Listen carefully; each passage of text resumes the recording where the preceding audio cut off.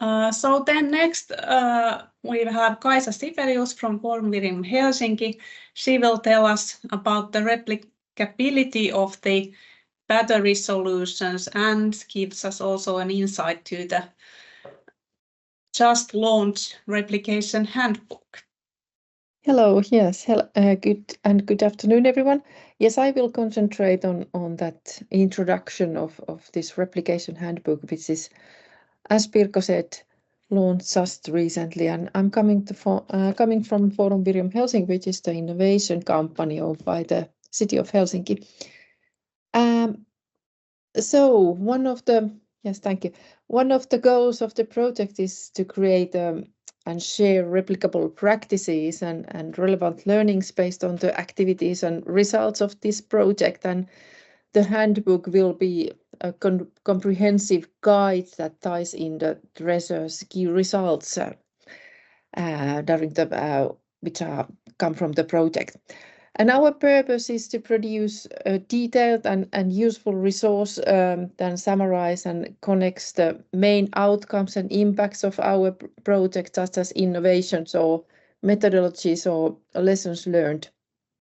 The information is organized in the handbook according to TREASoURce's three main areas of interest: the plastic waste, battery repurposing, which is the topic of this session, and the bio-based side stream and waste. And we want to document and disseminate that work and what doesn't based on our experiences, and so the others can and it's based on our experiences. Sorry, and so the others can benefit them and apply to their own context. However, the project is in midway, and we have released the handbook website already, despite of that. But it means that there is not so much content yet because it's a living document, and we will create and develop it until end of the project. So next slide, please. And at the moment, the content and the articles which are there are divided into categories, which are the best practices and the use cases. And the best practice articles will guide and provide instructions on how to replicate or copy the system activities developed in TREASoURCE. And the use cases will then illustrate the example cases based on the project, and they'll tell how we did it and end up our recommendations. And the next one, please. And those three key value chains are probably the most logical way to navigate the site, but you can also sort articles by the industry and focus on the materials with relevant information from your own perspective, such as in administration or business or non-profit organization. So you won't need to go through everything if you don't want to. And the last slide is just an address to the that handbook website. So that was all from my side. And please visit on the site and you can. And we are also interested in to receive your feedback and ideas how to develop this further, because our goal is to make that a permanent site and keep it alive also after the project ends. So thank you for my side.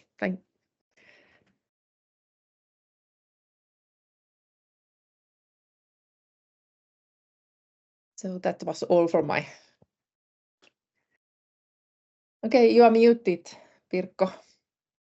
Okay, hopefully now you can hear me. Yes. Good, great. So thank you, Kaisa, for the introduction to the replication handbook. And actually that one was last speech during this session. So now we are a bit ahead of time, but that's okay. We will have then more time for the Q&A session. And of course, then we can also have a bit longer break before the next session. But let's see how we manage with the time.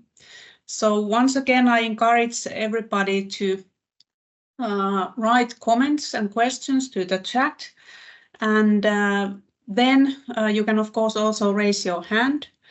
And if I can also ask all of our presenters to turn off your cameras, so then we can start the discussion. Okay, thanks. We got already one question in the chat from Anna. So there's a question about are these EV battery repurposing installations possible for consumers and private homes, or are they only designed and affordable in a larger scale? Do you, Matthias, for instance, have a answer for this? Yeah. And of course, everybody else is also able to answer. So the systems that we have specifically delivered in this project are quite large and heavy, and also the capacity is generally larger than what's required in homes. So that would be a different kind of system. But there are other manufacturers focusing more on smaller scale systems, where you usually do not use the whole battery pack because that weighs several hundred kilos, but you use the modules from the packs to build a smaller system. So it's possible, but not the exact systems that we have used. Thank you for your answer. Does someone else want to comment on this as well? Or do we take the next question? Yeah. Jari, please. Jari, so we have one question in so-called service Neuvo, not Fi, Neuvo.fi in here in Tampere region about this, the same issue, and we were looking that inside EcoFellows also, so how to answer for that question. Can I use the second life or battery system, and what kind of battery system I should have in my private home? And that is not too easy at the moment because there are regulation related issues and whatever. There are so many of these different kind of issues. So I think we need again start from to discuss with that person who asked that. First, we need to check how much of money he or she can use for the system and how to make the resources, and then decide what are the targets for the systems. And that is related on also if he or she have the electric car by him or herself already there, and so on and so on. How to use, how to make the big picture and the whole system, and what kind of power consumption they have in their building and so on. So that is very interesting question actually, and if you have some proposal or comments or whatever, so we are very interested to hear also. So we need to learn together. That is not too easy. I think it's quite an emerging market and emerging technology, and some standards now are valid for example, homes, consumers, and small businesses, while others are for businesses, industry, and grid scale. Some guidelines are made for only home use. At least in Norway, we have like almost an official guideline which only covers home use. There's nothing for industrial or larger scale. But I think it's quite random in the different countries based on the demands that have been. So in Norway, there were a lot of people who installed, I guess, homemade energy storage systems based on used electric vehicle batteries. You can see a lot of people doing that. I would never do that. It's not safe. They don't know the batteries. They don't know if they've been in a crash. They don't know how to design the battery management system. They don't know how it would behave in case of a fire. And that's why I think they made the first guideline to cover homes, because that's where they saw here there is a lot of dangerous systems here. So we need to kind of cover that bit first and have guidelines to say you shouldn't use these homemade systems that are not safe. But then if you had similar unsafe systems in industrial sites, then they would probably have guidelines for that as well.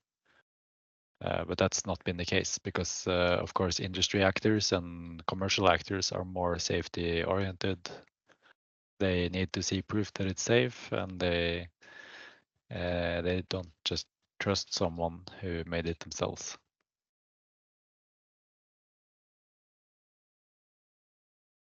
So yeah, but I think I mean the way forward is through standards and standardized products that have been tested and certified, and you know exactly what certification it has.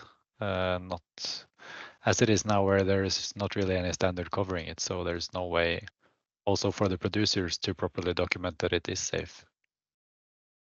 Okay, so I think that the first advice is that no do-it-yourself systems. Yes. So definitely no, so that just test it, and you need to go and buy from trusted company the solution full stack.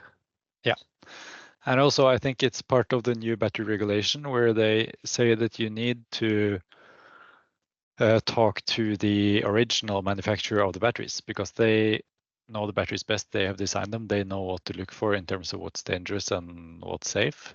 So that's why we, for example, have close collaboration with all the companies from which we use batteries. So we talk to them. They say, yes, you can use these batteries. If you do this and this, you can do it safely.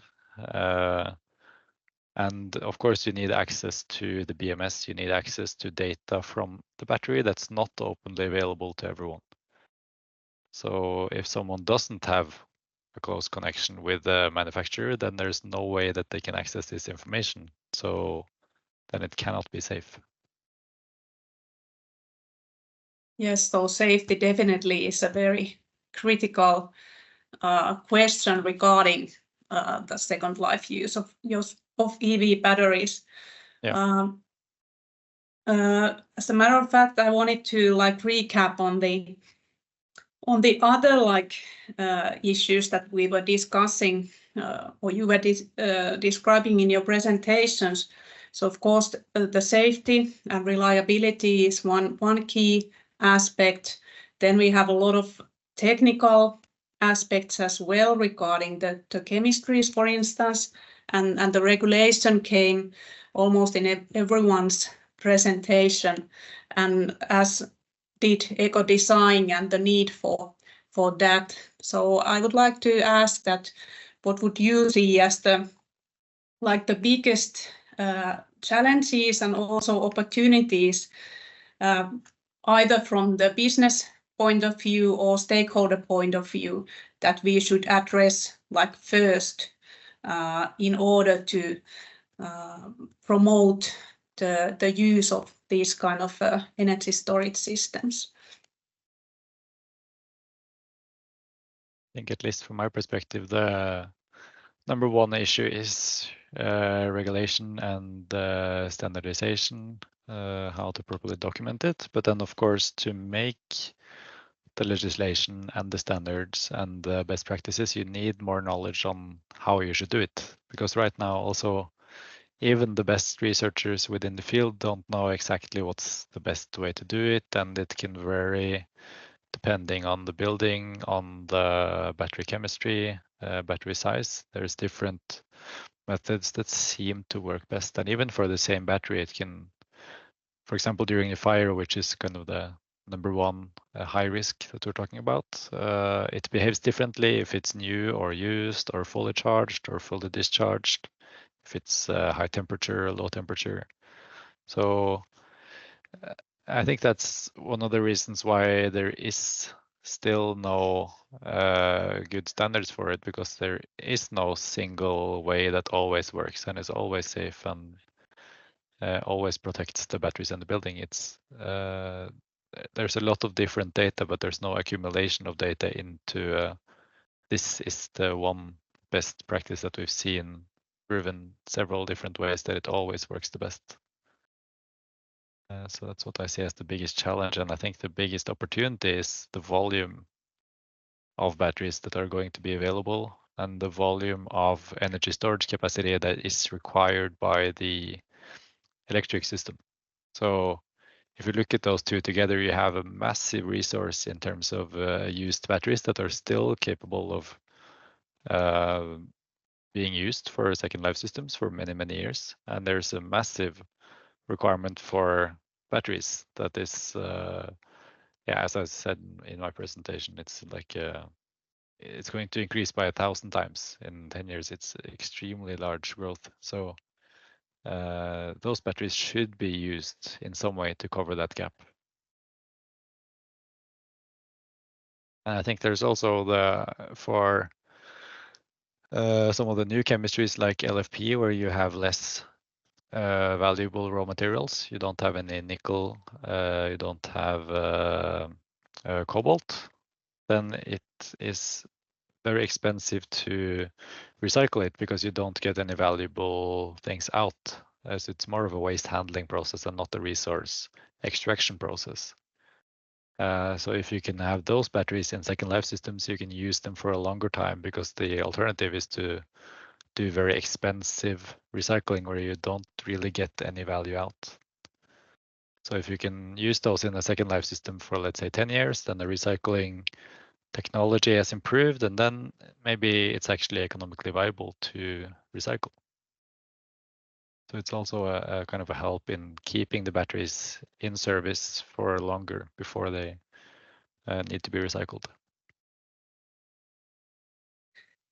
Yes, thank you, Matthias. And that was actually going to be my next question, that how do you see the new battery technologies and like their development from the second life perspective versus the material recycling phase? So is it a possibility or a challenge? But I would say that it's a possibility based on your comments. Yeah, definitely for the newer chemistries, or I mean LFP, which is the one that's growing the most, I think. And also because that chemistry has a longer lifetime, so it can generally handle more cycles, which means that typically when a car with this kind of battery, the car will usually go first, and then the battery will still be fine for many, many years. While for the older NMC batteries, maybe the batteries were actually would actually fail before the car for the very early models, and maybe for current models it will fail more or less at the same time. So I know that there are some manufacturers now with NMC batteries that have, I think it's a warranty of something like 1.6 million kilometers on the battery. So that's definitely going to be longer than the car. And then, yeah, a good way to use that battery after the car is out of service is in a second life system. Then maybe you can, yeah, extend the life with, I mean, 10 or maybe even 20 years, because it's already quite high capacity, so it's got a lot of cycles left. Yes, thank you for your comments. Then I would like to ask, from the stakeholder point of view and stakeholder engagement point of view, like what would be the most critical aspects? I would think that the safety issue is, of course, very relevant in there as well, and like the knowledge sharing for different stakeholders about the possibilities, and also restrictions and things to consider regarding the battery use, as discussed earlier, that don't do it yourself type of attitude doesn't work with the batteries. But do you, Jan or Jari, for instance, want to comment more on this? Yes, I think you touched it, like you especially on the safety aspects. Really have more knowledge and understanding of what would be the best practice, and also knowledge sharing of what would be the what would be the benefits, and also what kind of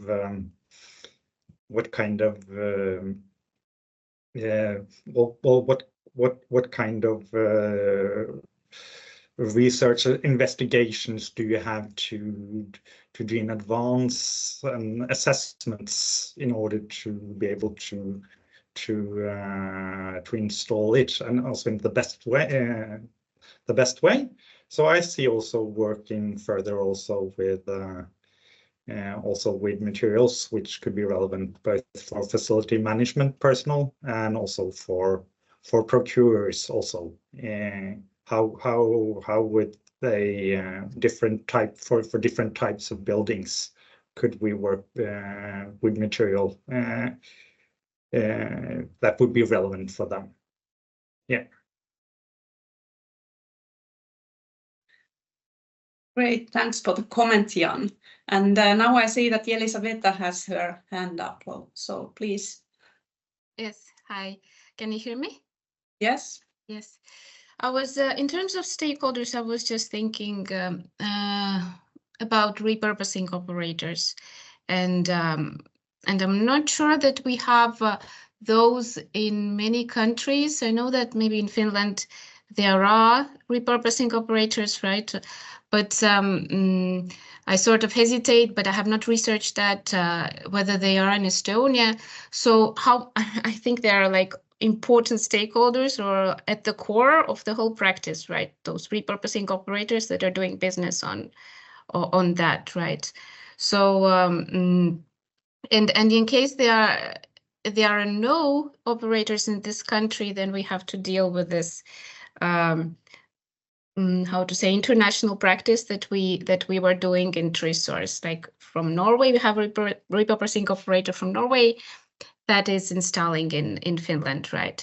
And in terms of replicability, I think this is an important aspect also to keep in mind. And we discussed that with Matthias previously, but maybe for the larger audience, it would be interesting to know those lessons learned from this international cooperation, or maybe some mistakes or made or some obstacles you had while installing in those batteries in Lempäälä in a completely like different cultural environment, I would say. Yeah. So I think I'll just start with the fact that there may be no repurposing operators in Estonia. And I think the reason why there are and why we started in Norway is that Norway was very early to adopt EVs in very high volumes. I think we're getting close to every other car on the street is an EV right now. And of new cars, I think the EV rate is something like 80 to 90%. So because of that, there are a lot more EVs in operation, and then of course also more public opinions about what do we do with these batteries when they're done, and then there are more batteries in orbit as well. So the market is kind of a few years ahead of mostly the rest of the world, at least a lot of other countries in Europe, because we have the early adoption of EVs. When it comes to issues with deploying systems in other countries, I mean, of course, there's a geographical distance, which is an issue, because for any relatively new and complex product, it's usually needed with some service and some communication with the customer. And also for the customers, they are not used to this kind of product, so they also need some I would say education. I mean, they need to learn what is a battery system, how do you put it into a building, how do you protect it. So there was that part. And then I think what was kind of an issue in this specific case is that from our side, it's very much a research project. It's very much something where we try and we figure out things a bit along the way, because that's the purpose of the project, to see how can we do this and what resources are available from the different stakeholders, for example. While of course for the customer, they want the product. that they get, and then they plug it in, and then it works. But that's also the issue with lack of regulation, because if there was a standard for battery rooms, we could say, here's the standard, you need to make the room like this. But instead we had to say, well, generally you have to do this and this and this, and you need a fire consultant on your building to do some checks and figure out what they would like. And then they actually got an external consultant who was experienced in battery energy storage to review the room and look at ventilation and extinguishing and other features. And that's where we found that, for example, for extinguishing in Norway, it's usually recommended with water-based sprinklers, for example, while in Finland they recommended the aerosol system. So yeah, it could be different based on what the different countries have chosen in terms of what's the best practice, because there is no international best practice. Yes, true. Yes, and I remember from our discussions also that maybe it's important to underline that eco-component was also, so to say, in between the two parties, solving those potential communication errors, you know, and this mediator who was interested in the practice to be implemented. So I think it's also important to have this sort of organization and NGO who is like looking forward to these practices being implemented. Yeah, in exactly. their country. Yeah. And I think that's why, yeah, it is important to have local partners as well. You can't be a company in Norway with Norwegian culture and only knowledge about that, selling product in other countries without local knowledge about culture, about legislation, and also about like the best practices that are not legislation, but it's just something that the experts would know. So that's very valuable.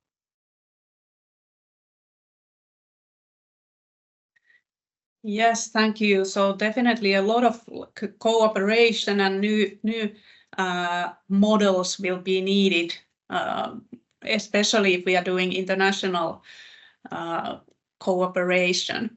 And of course, regarding the value chains as well, for instance, regarding the batteries, we have had a lot of discussions, all of us partners with the stakeholders and value chain operators, that, for instance, there's a crucial need for more systematic cooperation also for the first life operators and the second life operators. So there's definitely a lot of things being done already, but there's a lot of still to do, so to say, that to ensure that the batteries are not, for instance, designed purely on the first life perspective, but they will take also the second life aspect alongside.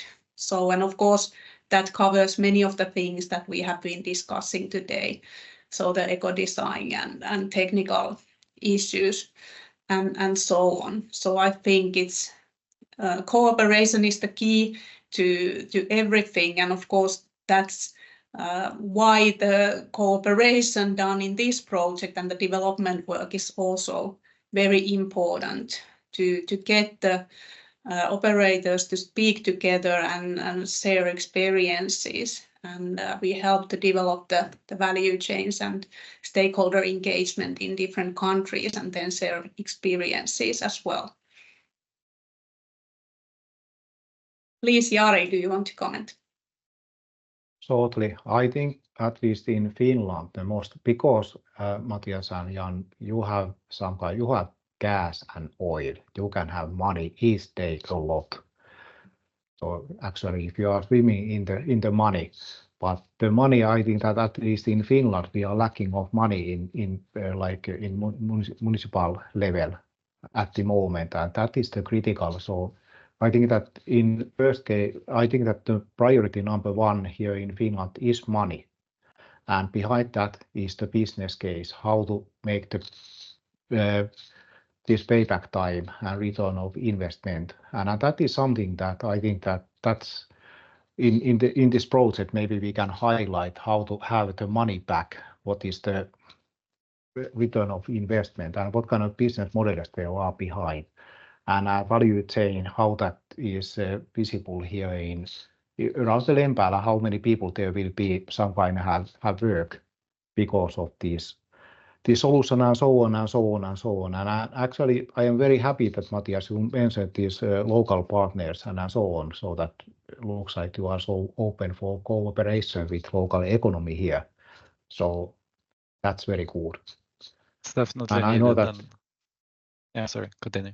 So money is the number one here, and money, and money. That is the step. What is the most important? I think that's quite a general case because for the TREASoURcE school also, it's a municipality building. They needed the budget. They had to get it approved because it is like an environmental effort, and also because it should give payback. The project kind of lends out the batteries for free during the project period, so it is a good way for them to test it with relatively low cost because they don't have to buy a system to test it for a few years. So that's part of it. And then also as you mentioned, to look at the economic viability of this kind of system. Will it work? Will it actually be profitable? That's of course part of the demo tasks, that we do these demos on specific sites with different power consumption profiles, and then we look at, okay, is it profitable in this application in a school? Is it profitable in a general municipality multi-purpose building, or is it maybe only profitable in the more event-based location, which can also be other sports facilities like a football field. You also have short peaks of energy consumption for lighting. Can be, I think, several megawatts for just lighting on a football field. It's a massive amount of electricity that they need, and for a very short time. So here we look at very different cases and we see, does it make sense for all of them or a few? And if so, why only for those? So that's going to be a very important output from the project. Yes, that's a very good conclusion, and also for this session. Thank you, Matthias. So of course, all the demos and replications we will be assessing on how well they work, and what is feasible, and what kind of business model and operating model is working in some kind of application areas and the other in somewhere else. So that's very important information for the demo sites and their further plans, and of course regarding the replications in other locations as well, and further value chain development. So with these words, I want to thank all of the speakers once again for the very nice discussion at the end and the very good presentations. And now we are having a short break before the third session of today.